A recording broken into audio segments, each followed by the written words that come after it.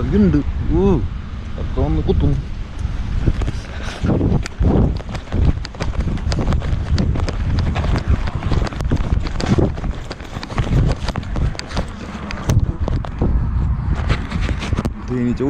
തേനീച്ച കുത്തി കായ്.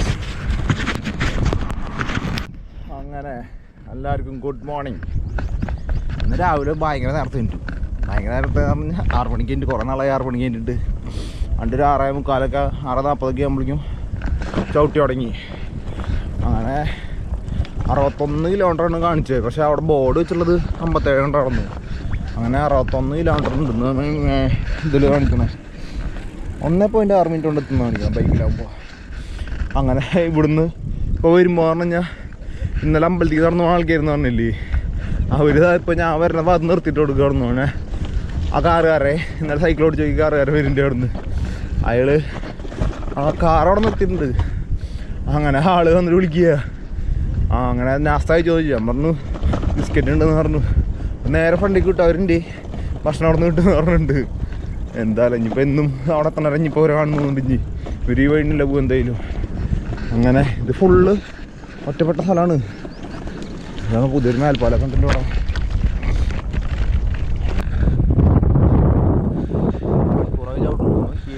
ഫുള്ള് ഇങ്ങനെ സിനിമയിലൊക്കെ കാണില്ല അതേപോലത്തെ വഴികളെ ഫുള്ള്. ഈ സാധനങ്ങൾ ജീരാന്ന് പറയുന്നത് ജീരകല്ലേ ആദ്യം. നമ്മൾ അപ്പുറത്തെ സൈഡിൽ കൂടെ അഹമ്മദാബാദിന്ന് സാന്തൻപൂർ വഴിയൊക്കെ വരുമ്പോൾ വന്നിടുന്നില്ലേ, ഈ സാധനം കുറേ കണ്ടിടുന്നുണ്ട്. ഞാൻ പറഞ്ഞിരുന്നില്ല ഇതെന്താ സാധനം എന്നറിയില്ല എന്ന്. ജീരകമാണ്, ജീരകം. ജീര എന്ന് പറയുന്നുണ്ട്. ജീര എന്ന് പറഞ്ഞപ്പോൾ എന്താ മനസ്സിലായില്ല. എന്നിട്ട് പിന്നെ ഒരു മലയാളിയിൽ കണ്ടപ്പോൾ ചോദിക്കുക. അപ്പോഴാണ് ജീര എന്ന് പറഞ്ഞു കഴിഞ്ഞാൽ സംഭവം എന്ന് പറയണേ. കാണുന്നുണ്ട് കണ്ടോ.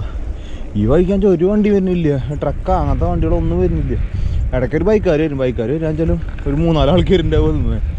ഈ ഇവിടുത്തെ ആൾക്കാർ ഇവിടെ ആ ഭാഗത്തായി കുറച്ച് വീടുകൾ പോലെ കാണാനുണ്ട്. കുറച്ച് അകലെയത്. അല്ലാണ്ട് വേറെ എത്ര ദൂരം വന്നിട്ടൊന്നും കാണാനില്ല. 61 കിലോമീറ്റർ ഉണ്ടായിരുന്നല്ലോ, ഇപ്പോൾ 47 കിലോമീറ്ററായി. ഇതുവരെ വേറെ ഒന്നും കണ്ടൊന്നുമില്ല. ഇനിയാണ് മെയിൻ പ്ലെയിനായി കിടക്കുന്ന സ്ഥലം. ഇത്ര കഴിഞ്ഞ് കഴിഞ്ഞാൽ മാപ്പിൽ കാണാം ഉണ്ട്. അത് കഴിഞ്ഞ് പിന്നെ എന്തോ ഒരു അമ്പലം കാണിക്കുന്നുണ്ട്. അമ്പലം ചെറിയ അമ്പലം. അവിടെ നിൽക്കണ നോക്കി എന്ത് വലിപ്പം നോക്കി സാധനത്തിനെ. 1 2 3 4 എണ്ണമായി. ബാക്കിയുള്ള അതിൻ്റെ ഉള്ളിൽ കയറി പോയതുകൊണ്ട് ഇവിടെ നിന്നെ കാണിക്കാം. അല്ലെങ്കിൽ ഞാൻ അപ്പുറത്തേക്ക് കഴിഞ്ഞാൽ കാണില്ലല്ലോ.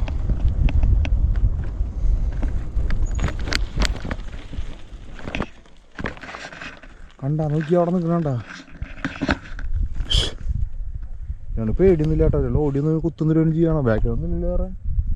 മറ്റേ ഞങ്ങൾ പിടിക്കാൻ വേണ്ടി അല്ലേ. അയ്യോ ഇനി ഇവിടെ നിന്ന് പോവാം. അവരോട് നിന്നോട്ടെ. അവരെ പിടിക്കാൻ പുലിയവനും ബാക്കിൽ നിൽക്കണമെങ്കിലോ പറയാൻ പറ്റില്ല. മറ്റേ ഡിസ്കവറി ചാനലിൽ കണ്ടിട്ടില്ലേ, ഞങ്ങളിങ്ങനെ വെയിറ്റ് ചെയ്ത് നിൽക്കുന്നുണ്ടാവും. ബാക്കിൽ പുലിയൊക്കെ അങ്ങനെ പമ്മി നിൽക്കുന്നുണ്ടാവും. ആ നേരത്തെ ഞാൻ പൊട്ടേണ്ട പോലെ അവിടെ നിന്ന് കഴിഞ്ഞാൽ എന്നെ പിടിക്കില്ലേ. വെറുതെ എന്തിനാ, നമുക്ക് പോവാം അവിടെ നിന്ന്. അയ്യോ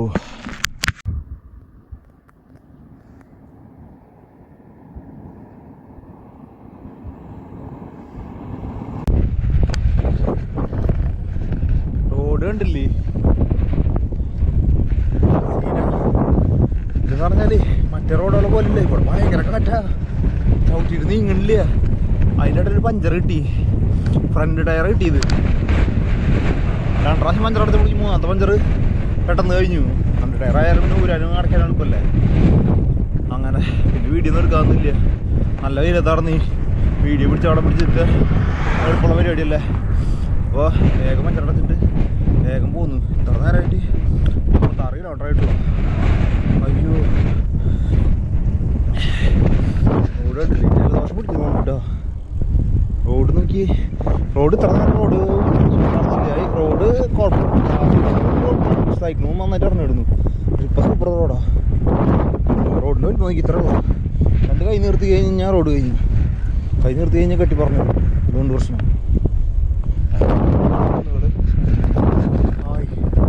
കാറ്റടിക്കുമ്പോൾ കാറ്റിങ്ങനെ തണവടിക്കും. അത് കാരണം സുഖമുണ്ട്. മൂക്കൊക്കെ ജലദോഷം വന്നുകൊണ്ട് 90.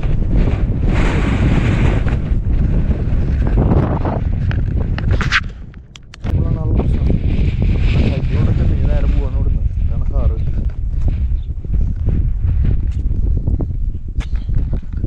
ഇവിടുന്ന് 16 കിലോമീറ്റർ കഴിഞ്ഞിട്ട് കാണാം. കാറ്റ് കൂടുതൽ കാരണം ഗോപ്രോയിൽ കേൾക്കുന്ന പോലും അറിയില്ല.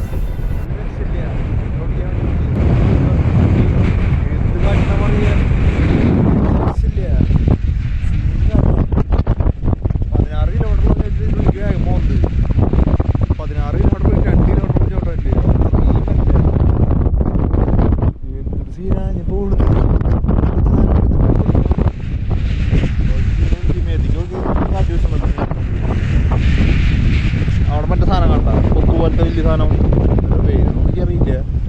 ഒരു ബോർഡോടെ വെച്ചിട്ടാണ് ഞാൻ പേര് ശ്രദ്ധിക്കുന്ന ഇതിലായിട്ട്.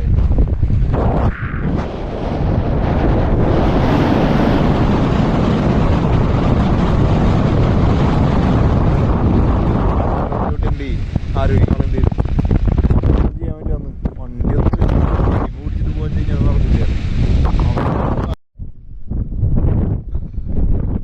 ഒരു രക്ഷയില്ല മക്കളെ സൈക്കിൾ ഓടിക്കാൻ. എൻ്റെ ഉള്ളിൽ പെടുന്നോണ്ട് സൈക്കിൾ കിടന്നിട്ട് കാറ്റ് ചാരി വെച്ചിട്ട് ഇങ്ങനെ ഓടിക്കുന്ന അവസ്ഥ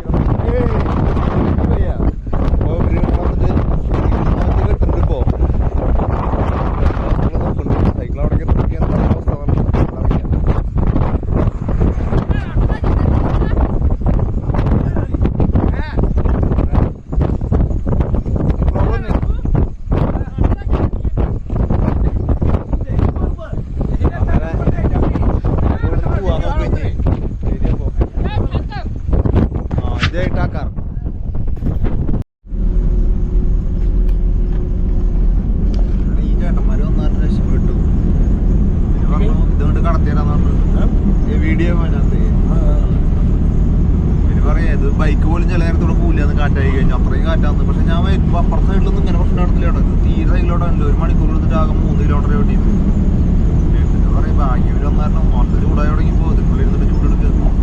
2 പിള്ളേരും കൂടി ഉണ്ടായിരുന്നു. അവര് മോളിൽ കയറി ഓപ്പണിൽ ഞാൻ കയറാതെ പറഞ്ഞു. അവർ പറഞ്ഞു വേണ്ട അതിനുള്ളിൽ ഇരുന്നോന്ന് പറഞ്ഞു. നമ്മൾ വേണമെങ്കിൽ കുറച്ച് ഇരിക്കാൻ പറഞ്ഞു.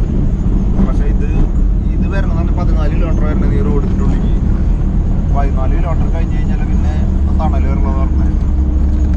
പ്ലെയിനായി കാരണം സാധാരണ മരങ്ങളൊക്കെ ഉണ്ടെങ്കിൽ കാറ്റ് വെച്ചിട്ട് മരമൊന്നും വേണ്ട. എന്ത് കാറ്റെന്ന് പറയുക.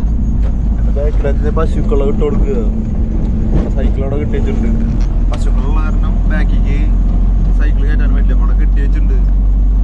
അവിടെ എത്തുമ്പോഴേക്കും സൈക്കിൾ ഉണ്ടാവുകയാണ് ആ പറ്റി കണ്ടറിയാം. അങ്ങനെ ഒരുമാതിരി കാറ്റാ. ഒരു പറയാ ഗംഭീര കാറ്റാന്ന്. ഗ്ലാസ്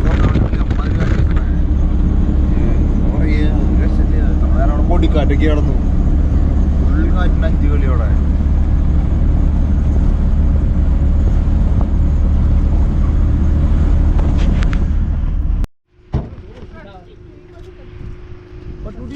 ഇവരുടെ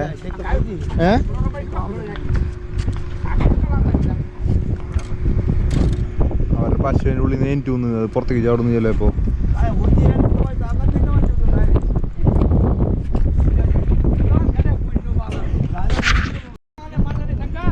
ഒന്ന് ദിവസം അതിൻ്റെ ഒപ്പം ഒന്നുകൂടിയും വലിച്ചു കെട്ടിയൊരു നല്ല ആൾക്കാരാട്ടാ. ഒരു ചെക്കൻ വന്നല്ലോ ഇവിടെ. ക്യാമറ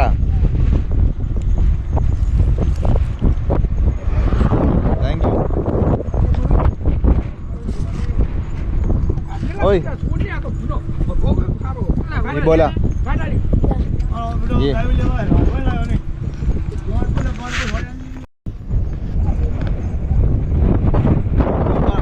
അതാണ് അന്ന് കാണിച്ചു തന്നിട്ടുണ്ടായിരുന്നത്. ഇതെന്ന് പറഞ്ഞാൽ ജീരാന്ന് പറഞ്ഞാൽ അതെന്ന് പറഞ്ഞാൽ ജീരകല്ലേ നമ്മുടെ അവിടുത്തെ ക്ഷണി കാണുന്നത്.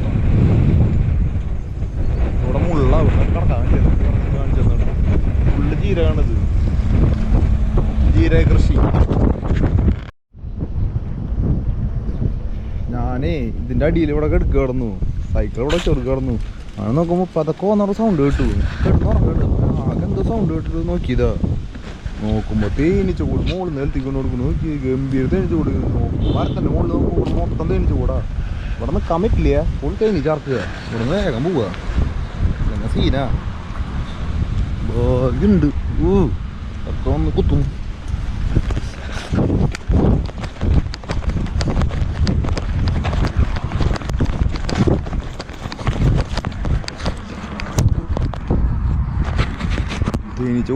തേനീച്ച കുത്തി കായ്.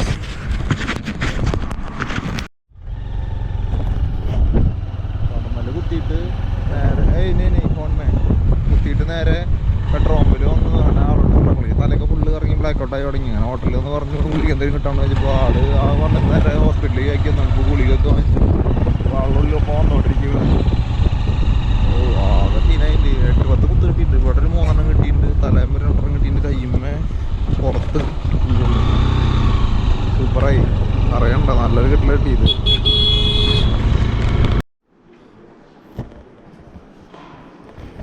ഞാൻ കടന്നൽ കുറ്റിയിൽ ഇവിടെ നിൽക്കുമ്പോഴേ ഈ ചേട്ടന വന്നിട്ട് ഇവിടെ ഹോട്ടലിൽ വന്നിട്ട് ഞാൻ സംസാരിച്ചത്. അപ്പോൾ ആള് വന്നിട്ട് എന്നെ ഡോക്ടറെ അടുത്ത് കൊണ്ടുപോയത്. ആളാണ് ഇവിടുത്തെ മാനേജറാണ്. സ്റ്റാഫുകളൊക്കെ ഉണ്ട്. ഹായ് പോലെ. ഓക്കെ ആ ആള് വന്നിട്ടാണ് ഫുള്ള് ഹെൽപ്പ് ചെയ്തത്. ആളെന്നെ ഞാൻ പറഞ്ഞു, കാര്യം പറഞ്ഞു, ഇങ്ങനെ മെഡിസിൻ കിട്ടാന്ന് ചോദിച്ചപ്പോൾ ആള് വന്നിട്ട് നേരെ തന്നെ ഹോസ്പിറ്റലിൽ കൊണ്ടുപോയി. അങ്ങനെ ഹോസ്പിറ്റലിൽ കൊണ്ടുപോയി മരുന്നൊക്കെ വാങ്ങിച്ചു തന്നു. മരുന്ന് വാങ്ങിച്ചിട്ട് കാശൊന്നും കൊടുത്തില്ല. അപ്പോൾ ആൾക്കറിയണതല്ലേ, കാരണം കുഴപ്പമില്ല പറഞ്ഞേ. ഇതാണ് ഹോട്ടൽ ഹോണസ്റ്റി.